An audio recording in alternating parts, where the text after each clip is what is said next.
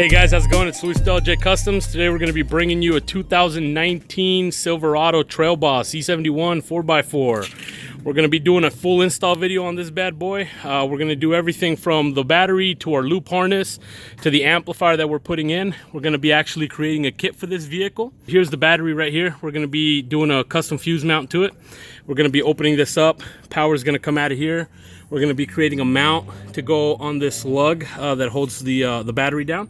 You have 2 points of entry for this vehicle. You have there they did an accessory cap on that firewall plug, and that is going to be on your passenger side. And then on your driver's side here, you can see you have another lug right there. So you have 2 points of entry into the firewall. This truck is super spacious as far as what's inside the vehicle. There is no blockage whatsoever coming through the firewall. So it's going to come out of the firewall right back here behind the air vent system. And so that's where we're going to be coming in. And then here's where our loop harness plugs in. So you're not going to have to go behind the radio, regardless of whether you have the 7 or the 8-inch. The only thing we need to know is whether you have the black and khaki colored plug or you have the aqua and khaki colored plug. These are going to be plugged in. Excuse the roller coaster ride. There's going to be a computer module. I can get all this out of the way because the camera zooms in. It's going to be plugged in right there. There's a radio module back there, and so that's what the harness plugs in. It's going to be our loop harness.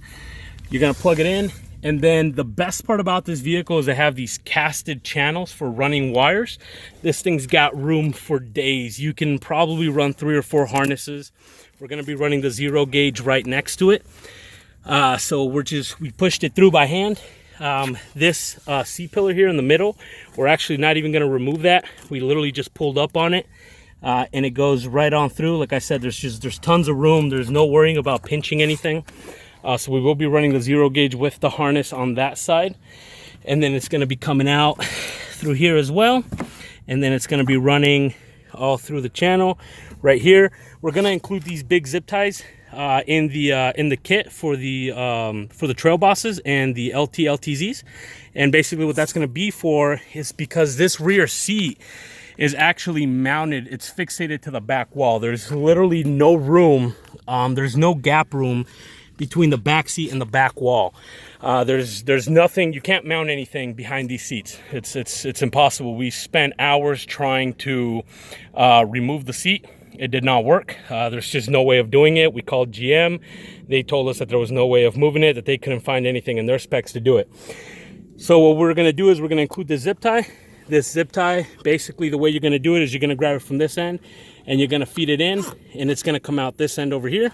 You'll then tape the loop harness and the 0 gauge, and that'll pull it to the back. And so we'll be able to sneak it from back there. Sorry, I know it's a little dark. We're going to be able to sneak it to the back, and then in this area here we're going to make an acrylic mount that's going to go with the audio control L.C. 1200.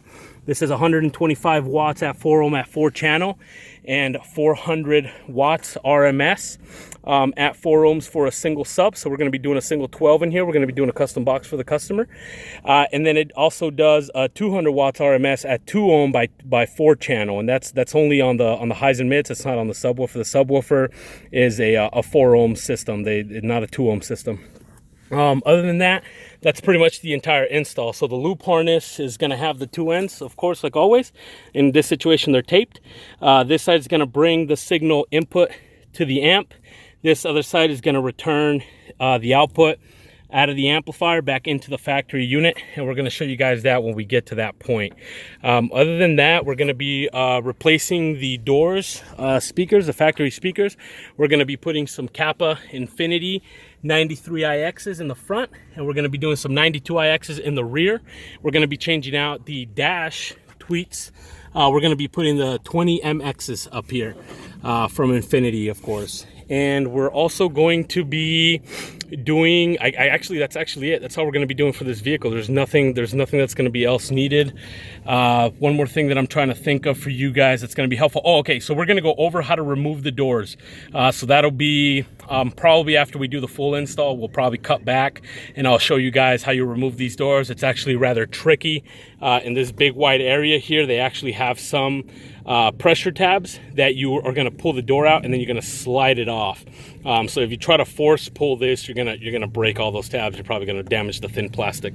So keep an eye out for that till the end of the video, and then hopefully this helps you guys out. We're gonna go over how to do the doors right now. So we're gonna go over how to remove the rear door and then the front door. Now it's gonna be the same for both sides, so just bear with me here, guys. So we're gonna have 7mm. That's exactly what we're gonna need. That's gonna be our tool set. We're gonna be going with a 7mm as always. Some kind of a pick. I like to get these come at Home Depot. They're like $8. It's a pick set. They're great for it. You're gonna need an open pry tool, and then a metal pry tool is gonna be great for once you get in the door, and I'll show you why. These doors in the front door anyway, they're a little tricky. The back doors are cake. So again, we have the 7mm here in the bottom. We're gonna have two 7mm that are one's here, and then we're gonna have one 7mm as always behind the handle. We're gonna pull on that little tab that just comes off. It opens up. This panel here is gonna come off. There's gonna be a clip here, a clip here, and a clip here. We're gonna stick our pry tool in here and we're gonna pry it real carefully. So just bear with me on this one. This is gonna be a little bit longer than usual. So we're gonna start with this here. We're gonna grab our tools. These are the tools that we have. We don't have these on our website. If you guys don't have some and want some, Amazon will get you hooked up. So we're gonna go ahead and go here. Give me 1 second. We're gonna get in here. So you can see the first clip is gonna be right here. So you can see that you're gonna have a clip there. You're gonna have one here. So we come in off the top, and we're gonna do that. And then you have the one up here in the front. So we just come up from the top, and we're gonna take them like this. Now, there is a hook that goes in here like this. So you're gonna wanna make sure you take this off first before you move to the one back there. So you can see here that there's a hook that's gonna slide in and comes out. So make sure you pry on this side first, and then we'll go back in there and dig for that one. So you can see here we have the 3 points. And then as far as this top one goes, we're just gonna go ahead and come on in here. We're gonna put our pick tool. We got a new cameraman, guys, so bear with him. And so we're gonna go ahead and take that off, and that'll take care of us. So we're gonna go ahead and do 7mm. And this door's gonna have a total of 4. The door in the front's gonna have a total of 5. So we're gonna have the 2 down here, so you have 2 back here. What I recommend is that you either use a magnetic tip on here when you're gonna put these back on there. You guys like my haircut? All right, so then the tricky part is gonna be when you start pulling this door panel. So when you start pulling this door panel, you're gonna have a divot back here where the screw is, and then you're gonna have some more area back here where the door is. So you're just gonna wanna push, you're gonna wanna grab onto the frame, and you're gonna pull on it, just like that. You're gonna do you wanna do a quick jab that'll break it. Now, these doors are a little bit different than the 14 and 16. The 14 and 16 used to have metal tabs that would go in here that you would push the door on. This door, you want to loosen the bottom, and then you want to lift it up. So you're gonna lift it up like that. It's gonna come loose. So it's gonna come loose. We're gonna go ahead and we're gonna take off the door. So we're gonna take that off as usual. Our lock, we're gonna put that there so it doesn't get bent. And then this is gonna be pressed in here with a tab. We're gonna release that. And then the way that this switch is gonna work, I'm gonna put our foot right here. The way this switch is gonna work is we're gonna take this off here, so you guys can see what we're doing right here. And so this connector has a lock on it. So we're gonna go ahead and we're gonna take that lock off, and then we're gonna press down on it, and it's gonna come out, and we're good to go. Awesome. So that's how we do the back door. Okay, guys. The guide that locks in. There's 1. There's 2. Right. This door, there is 2 7mm down at the bottom, which we will have to grab. So there's going to be 2 down here. We're going to have this one here. Then we're going to have one over here. There we go. Now, this door, you guys are not going to want to pull on it like the one that we did in the back, because there are 2 tabs, one here and one here, that will break. So what needs to happen, obviously you want to have your windows down, What's going to have to happen is we're going to try to do our best to pull it, and then the door is going to go that way. So we're gonna pull the surrounding tabs, and then once we have it, we're going to pull the door up and out that way, releasing the way that these hook in. Okay. All right, guys, so once we get this far in here, we're going to go ahead and unlatch this. We're going to go ahead and push up on the security connector, and then there's going to be a second latch right here. We're going to push up on that one. So so that connector is going to come up, and then this little tab is going to come down, and it's going to release, and that's going to come off. Okay. That takes care of the front door for you. All right, guys, so we're going to go ahead and grab those two tabs that we pulled out of the door. We're going to go ahead and put them back. So as you can see, they're kind of in this area. This area is really tough to get to, and that's why when you take the door off, you take all these surrounding pieces off, and then you're going to click them, you're going to hold this out, and then you're going to slide the door out that way. So that way these slide out of their place, because if you try to pull on this, it will get out. I mean, either your plastic's going to crack in the area that you're holding it. You can see there's not very much support, so be careful. We went ahead and we ran our T-harness, our loop harness. So here's the loop harness, here's the signal input, and then here's the signal output that goes back on the loop harness.